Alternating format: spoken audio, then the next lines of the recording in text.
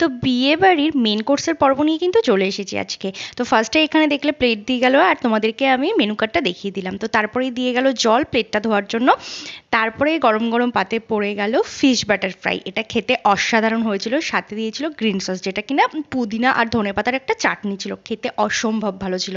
তো তারপরেই দিল পাঞ্জাবি কুলচা, বা তোমরা এটাকে মশলা কুলচাও বলতে পারো, তার সাথে হচ্ছে ডাল মাখানি, এটাও খেতে খুব ভালো ছিল। তো তারপরে পড়ে গেছে গরম গরম রাইস, আর সাথে হচ্ছে কাতলার রেজালা, যেটা খেতে দুর্দান্ত হয়েছিল।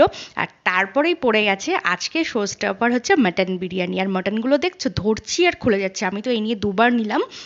আর তোমাদের দাদাভাইয়ের পাতে দেখো সমস্ত নাল্লি পিস আর সিনার পিসগুলো পড়েছে। তো যাই হোক, দুবার মাটন বিরিয়ানি খাওয়ার পর সাথে কিন্তু তোমার কেশরি চিকেনও ছিল, যেটা কিন্তু আমরা কেউই নিইনি। তো লাস্টে ছিল হচ্ছে চাটনি পাঁপড়, আর তারপরে ছিল দু রকমের মিষ্টি, দেন পানটা নিয়ে আইসক্রিম খেয়ে চলে আসলাম বাড়ি।